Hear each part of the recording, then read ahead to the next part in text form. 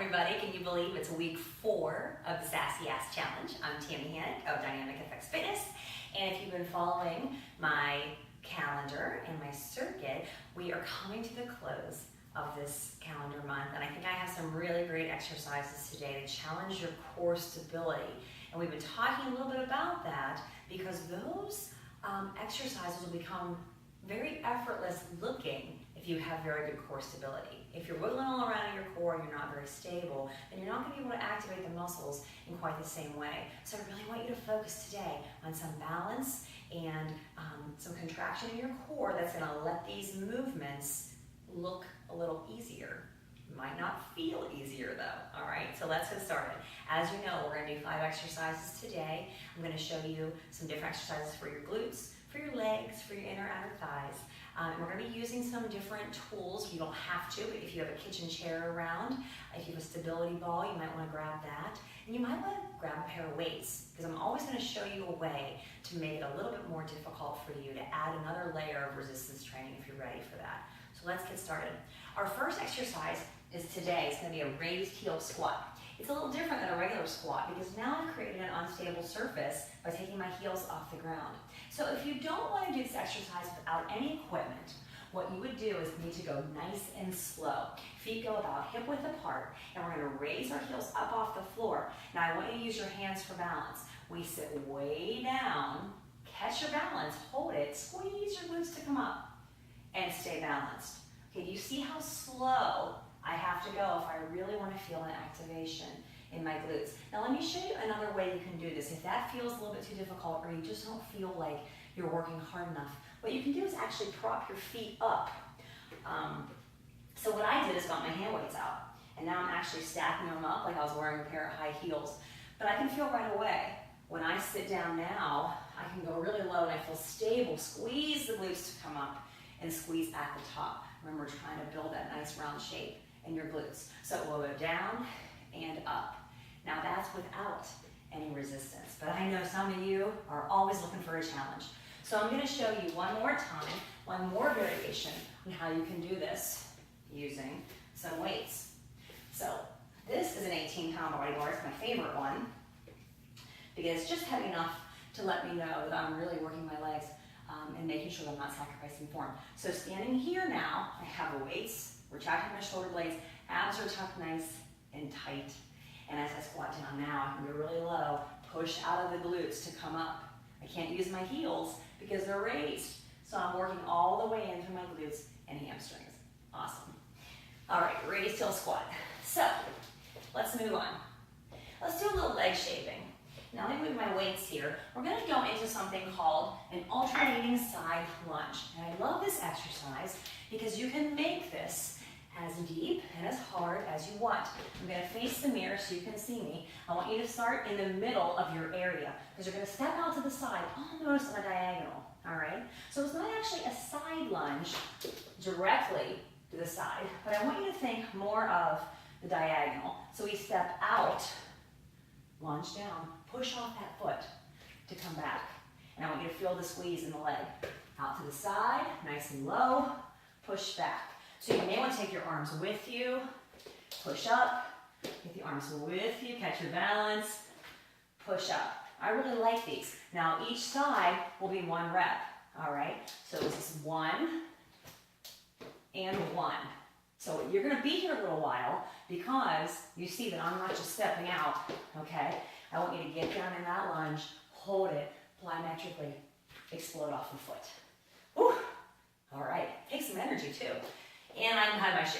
All right, so let's see. The next one we're going to do now is going to be using your chair, okay? Now, you know, a lot of you know I've taught bar for quite some time. I love to use my pole at home, but I know most of you don't have a pole in your living room. So grab your chair, and I'll show you how we're going to do it. All right, so with your chair somewhere where it's stable, it's not going to be sliding all around. In fact, I can push it right here against the pole so it won't slide. All right, standing with your weight underneath your hip, foot slightly turned out, okay, so don't torque the knee, but we have some stability now because we're not facing forward. All right, you're going to lean forward on the chair. You're going to take the leg behind you, lift as high as you can, engage that core. You're going to bring the knee into the shoulder, and then push it straight back and pulse 2 times. Pull it in and back, pulse for 2. In and back, pulse for 2. And each time with that leg long out of the hip socket, all right? Point that toe. It's gonna feel beautiful. It's gonna make your legs look beautiful, okay? And let's see, let's moving on. We're getting to, oh, okay. All right, point cross lift. I'm gonna ask you to come down to the floor. A more advanced version will be standing at the chair. So let me show you the variation on the floor first, if you're more beginner. All right, you're gonna come down to your hands and knees and table, all right? What we're going to start is where we're gonna have our foot out to the side, okay? I want you to lift it. Rainbow it over, touch behind. Now, when you come to the side, I want you to activate your core, pull it straight in. Take it back, touch down cross, lift, and pull it around. All right, you're gonna feel a very strong contraction in your obliques if you're keeping your chest lifted, all right? Modification for this, if you wanna take your leg down, bring it out to the side, and then you can do almost a hydrant, extend, okay? Let's talk about standing. Come to the back of the chair. Again, turn that standing foot out on a side diagonal, slight rotation in the hip. Lean over your chair, but chest is not here. My chest is lifted. I take the foot behind me. I lift, tighten the glutes, tighten the obliques. I pull it to the side, and then I pull it all the way back down around. So up to the side, and down. Up to the side, and down. All right. So again, pointing that toe will make the movement feel a little more graceful, and it's going to ensure that you're working the muscles all the way down the leg and even into the feet. All right. So we have one more exercise in this series. So now I want you to get a weight. All right. You don't have to use a weight, but I think this would be better if you have a weight. Preferably one that's really heavy. All right. Really heavy. What does really heavy mean? 10, 20 pounds perhaps. Okay. So right now, let's see. I have 24. With these two. Normally I do it with one 20-pound dumbbell, but I can do it with 2. All right, we're gonna do an alternating plie squat. So that means we're gonna step out to the side with the weights. Pull it back together. Step out, pull it back together. So now I'm getting really nice and wide. My knees are turned out, my toes are turned out. I push up, and I step out to the side. Okay, now if you have one dumbbell, what I like to do is hold it in the middle. Okay, hold it down. So when I step out, it's almost like I'm trying to touch the ground with it. All right. And when I use a 20-pound dumbbell, that's what feels a lot different than a 12-pound dumbbell. Okay. Right and left is 1 rep. All right. So that's our 5 exercises. But I know you want a bonus. You always do. And I like the bonus. Something a little extra.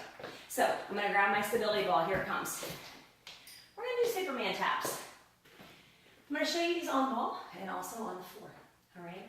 I love using the stability ball for all kinds of exercises, not just crunches. So I'm going to take my weight forward on the ball into a push-up position where I'm supported.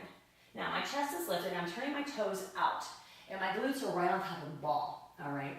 Now I want you to squeeze the glutes and point those toes and lift and stay strong in the lower back, and we're going to Superman tap, almost like we're flying.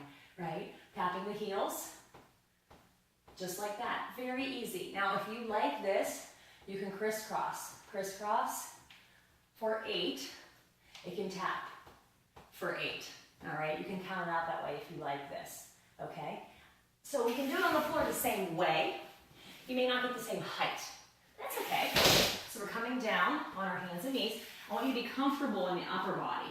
All right? So what I mean by telling my girls to do is make a fist and put your forehead on your fist. Now turn the toes out slightly, lift the glutes, tightening through the lower back, which is also activating your core. We start, oops, I hit a weight. I move over. We start to tap. Tap, tap, tap. Just like this.